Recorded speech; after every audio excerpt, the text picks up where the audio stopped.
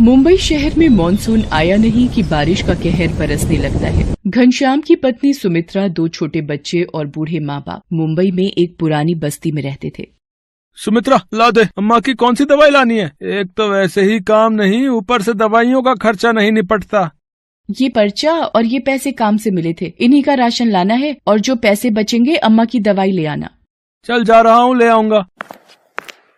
सुमित्रा, तूने आज फिर घनश्याम के हाथों में पैसे कैसे पकड़ा दिए? तुझे पता तो है फिर मदन के साथ जाकर कच्ची शराब पी आएगा या पत्ते खेलने बैठ जाएगा।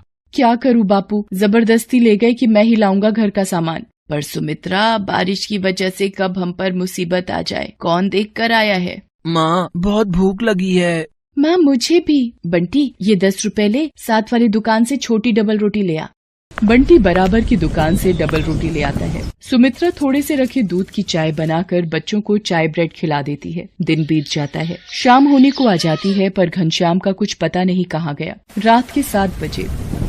मैंने आपको सुबह राशन और माजी की दवाई के पैसे दिए थे, पर आप तो ये तली हुई मच्छी उठा लाए हो। अब तू मेरे खाने पे भी नजर लगाएगी? जान नहीं लाया राशन, क्या कर लेगी?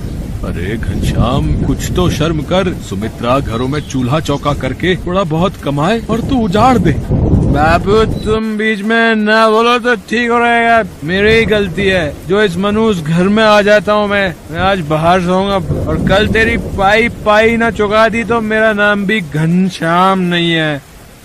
अभी वो नशे में है। बहू, सुबह जब नशा उतरेगा अपने आप ठीक हो जाएगा। अम्मा, ये थोड़े से चावल रखे हैं, बना लूं? हाँ, बना ले बहू। घनश्याम तो बाहर बरामदे में सो गया है, अब सुबह ही उठेगा। इतनी तेज बारिश हो रही है, सड़कें पानी से भरी हुई हैं। हवा से छप्पर टूट गया तो? सोने दे बहू, बारिश पड़ेगी तो अपने आप अंदर आ जाएगा। सुमित्रा चावल बना लेती है और रात का खाना खाकर सब सो जाते हैं। बारिश और तेज हो जाती है। आधी रात के वक्त सुमित्रा की आंख खुलती है।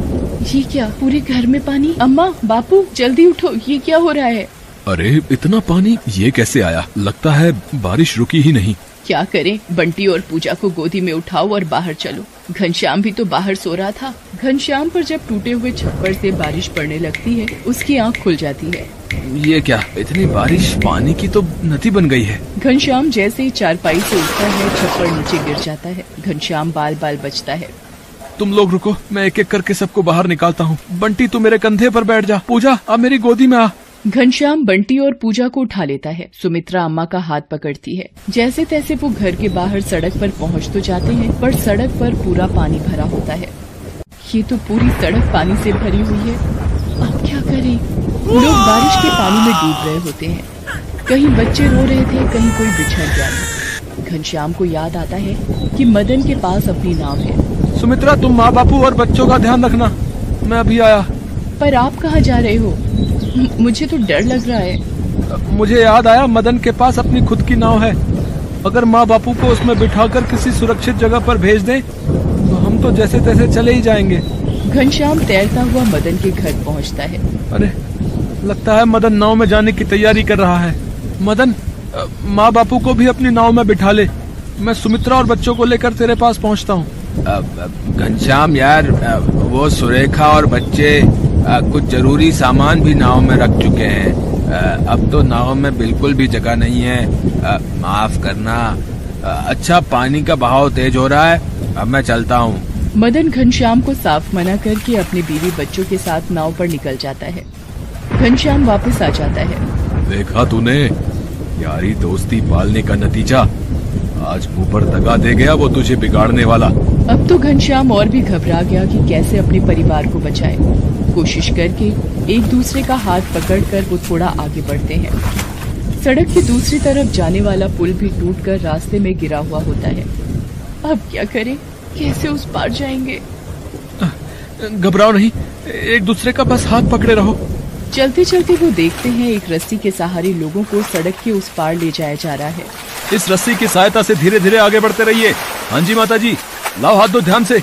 रेस्क्यू टीम धीरे धीरे रस्सी की सहायता से सबको सड़क के दूसरे किनारे पहुंचाती है। तभी अम्मा, बापू, वो देखो हेलीकॉप्टर। ये सब लोग हमारी मदद करने के लिए ही आए हैं। हेलीकॉप्टर से रेस्क्यू टीम सभी बस्ती वालों को बाहर निकाल रही थी और एक सुरक्षित स्थान पर घनश्याम और उसके परिवार को छोड़ दिया। शुक्र है ये बचाव कर्मी अगर ना होते तो हमें कौन बचाता। आज भगवान ने भी हमारा साथ दिया है इन सुरक्षा कर्मियों को भेजकर। पर अब हम क्या करेंगे, वो बस्ती तो उजड़ गई। सुमित्रा, आज मुझे भी समझ आ गया है कि कुछ मित्र सिर्फ मतलब के लिए ही साथ रहते हैं। पर अब हम क्या करेंगे, वो बस्ती तो उजड़ गई। हिम्मत मत हार सुमित्रा, हम यहाँ कहीं आसपास की बस्ती में घर ले लेंगे। मैं वादा करता हूँ शराब और जुए को कभी हाथ नहीं लगाऊंगा। खूब मेहनत करूंगा ताकि तुम सबको भरपेट भोजन मिल सके। कुछ दिन बाद जब बारिश रुक गई तब घनश्याम ने काम ढूंढना शुरू किया और एक बस्ती में किराए पर कमरा भी ले लिया। बारिश का पानी तो थम गया था, पर जिंदगी को चलने के लिए ताकत की जरूरत फिर से हासिल करनी थी। Thanks for watching.